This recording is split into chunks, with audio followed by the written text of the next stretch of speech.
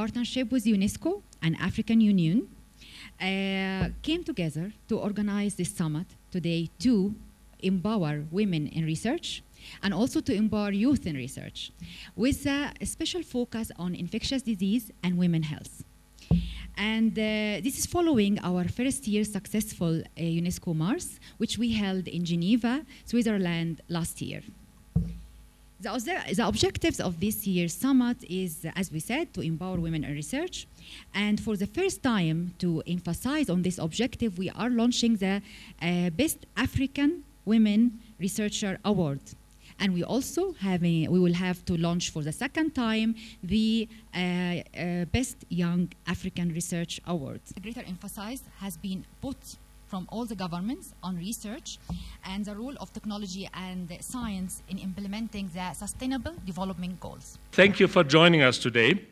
For the second time, Merck is partnering with UNESCO, the African Union and Cambridge University to empower young African researchers and to build research capacity across Africa. Today and tomorrow, we'll put a special emphasis on infectious diseases and women's health, a topic of utmost importance. Women are at higher risk for many infectious diseases and have a more severe course of illness than men. This is due to many factors, such as biological differences, social inequities, and restrictive cultural norms. The higher risk of women contracting infectious diseases affects children's health and well-being and consequently harms future generations. Therefore, efforts to recognize and reduce health disparities among women have particular relevance for global health. In science, women are vastly underrepresented, in Africa as well in other regions of the world. UNESCO data shows that worldwide only 30% of all researchers are female. Therefore, one central objective of this conference is to further empower women in research. This is why we have created our Merck Capacity Advancement Program. It aims to build healthcare and research capacity and to improve access to innovative healthcare solutions. It is now clear that lack of science, technology, and innovation capacity has hindered the attainment of several of the Millennium Development Goals which we just completed before 2015. There are two key areas which must be addressed now to achieve the Sustainable Development Goals. First, the lack of local capacity to perform high-quality research on neglected health needs. And secondly, the ineffectiveness of current mechanisms for transferring research into health solutions, which can be disseminated to those most in need. The changing health agenda raises new, global and interconnected challenges which cannot simply be overcome if the public and private sector remain separate. Fully functioning health systems require collaborations that sort of UNESCO and the Merck Group are currently undertaking. The private sector provides enormous employment opportunities globally. Besides medical professionals, this industry continuously creates demand for thousands of scientists and researchers, clinical technicians, ICT professionals, sales and marketing staff, as well as health insurance providers, among many other opportunities. A key part of UNESCO's mandate is the promotion of gender equality in science and everything else. Enabling women to train as researchers, scientists, or other research personnel is crucial in countries with shortages of these professionals. We have in the summit more than 200 researchers from across Africa, from French-speaking countries as well as English-speaking countries and Portuguese-speaking countries and Arabic African-speaking countries. We have from Senegal, Rwanda, Gabon, Benin, Congo, Cameroon, Gambia, Burkina Faso, Morocco, Niger, and Burundi. And we have also from English-speaking countries from Namibia, South Africa, Ghana, Kenya, Zimbabwe, Nigeria, Sierra Leone, Zambia, Tanzania, Uganda, Malawi, Liberia, Botswana, and Ethiopia. We have from Angola and Mozambique and from Egypt. So actually, it's more than 35, maybe, African countries. So it's a great summit to interact and to develop network which is needed. And to emphasize this network, we are going to launch a community blog online, which is for all researchers to interact and share information and knowledge with each other, their peers in Africa and beyond. The theme for this year's UNESCO Merck Summit is entitled Infectious Disease and Women's Health, which I believe is apt and timely, with the purpose of facilitating the building of research capacity to address public health emergencies of infectious causes. This is to mean that, apart from enjoying the scientific forum, this summit is an opportunity for the scholars to discuss and outline guiding principles for policymakers on how to translate knowledge into actions. As part of the summit, I am also glad to note and appreciate the organizers' plan to award fellowships in recognition of the participants' scientific contribution, and for the first time, as already other keynote speakers mentioned, a specific award for Best African Female Researchers Award. This is definitely a good news, because this kind of recognition encourages the development of models for other women to emulate and increase in their commitment to engage in research work and provide leadership to the betterment of Africa's health sector. It is a known fact that encouraging and supporting researchers is also enhancing the development endeavors of the sector. Specific to African female researchers, who are the key drivers of health in Africa, empowering and advancing their contribution should be a priority in our health sector development plans. I declare that the second UNESCO Mars is officially open. Thank you.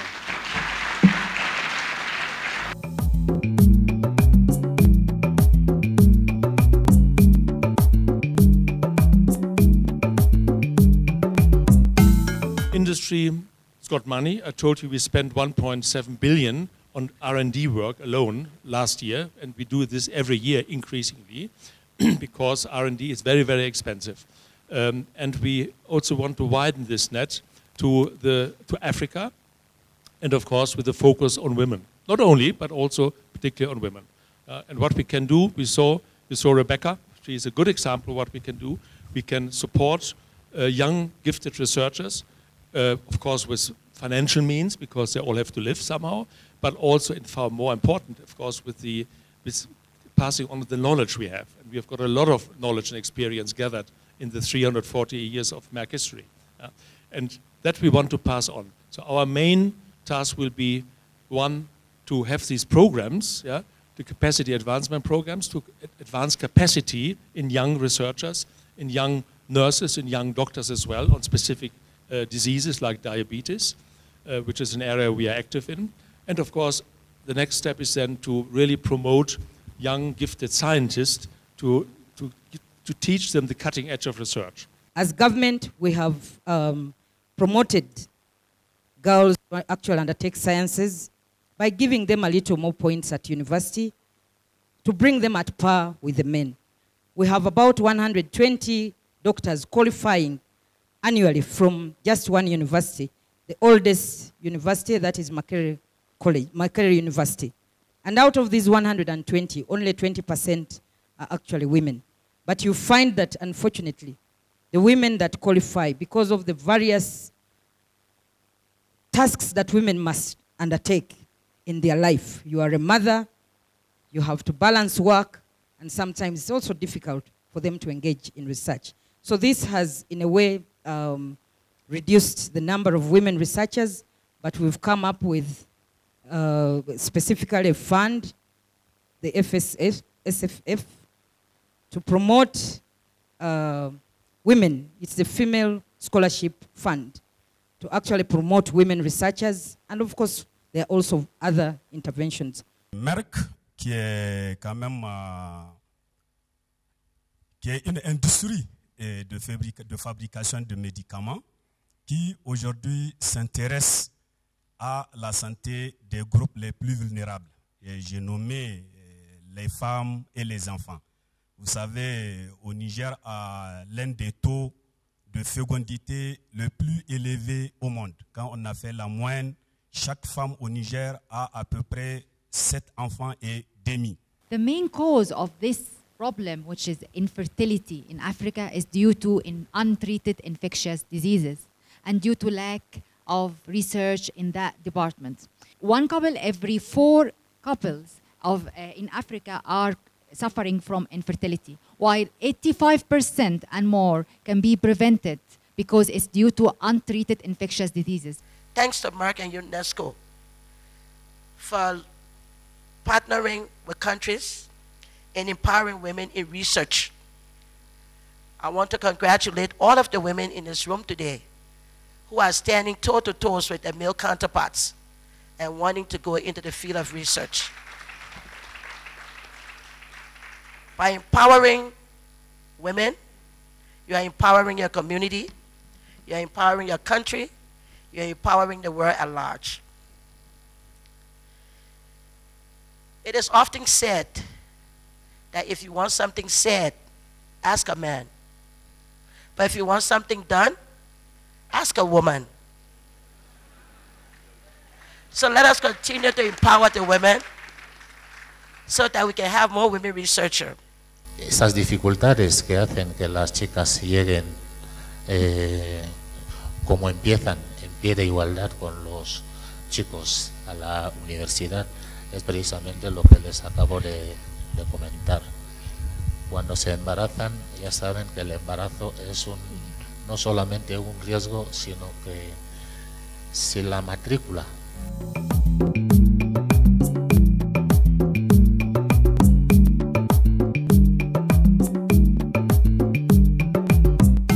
I would like to start this panel discussion by a question about policy. Earlier we heard about the issue of funding in Africa, that this is the main obstacle for supporting research.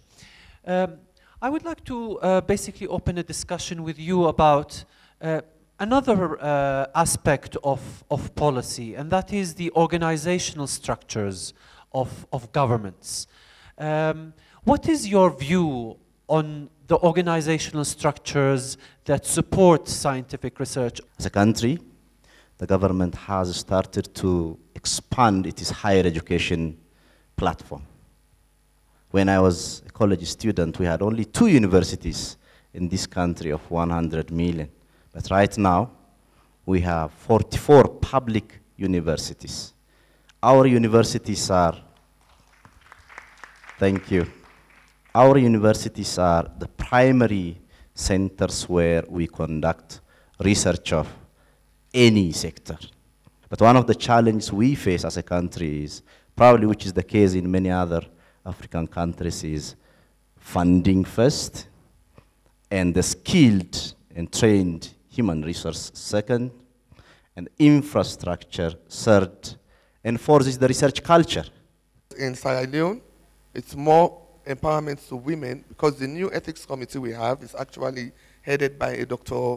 Aisha Ibrahim Fofana. So women are not sitting down anymore. We are moving forward because we need to change things that is happening in Africa. Sierra Leone, actually, for a research to be effective, you have to take into consideration that the level of illiteracy is high. But one thing that we got to understand is that when you reach out to the women and you talk to them in the local dialects, you talk to them in a language that they understand, they are able to convince their husbands, they're able to convince their children. So we put everything in place for researches to be done. We have to reach the common people. We have to reach the communities. I really believe that communication is very important in research, communication of research results to the normal community members, to media, to everyone who is not research expert, because sometimes the language and the research terms are very difficult for someone who is not a scientific background to understand, and then we miss a lot or a big opportunity of benefiting and having health solution of this great research we invested our human resources and our financial resources on. So this is really great. I thank you very much, Mrs. Cooper, for this. Generally, it's not only the media, our government. Professor Afork and I were in the university complaining on our government regarding research budget and the like. Now we are part of the government. There is no more to complain on our government.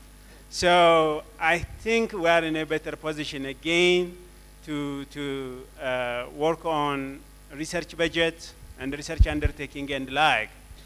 Angolan government invested about $200 million for infrastructure of research in agriculture, in health, and fishery. But what happened? What happened? No. The problem is that when we bought all this equipment, we realized that we don't have the human resources. We have to start with the human resources, not the money, but the human resources. Thank you. We are talking about empowering Africa in research, but I think we need to look deeply at what we mean by research, because research is a continuum. It's a spectrum. It starts at one end, it goes to another end, and it depends on what you're talking about.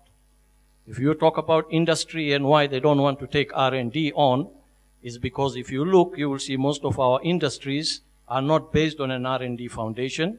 They are more of packaging and processing industries where R&D may not appeal to them.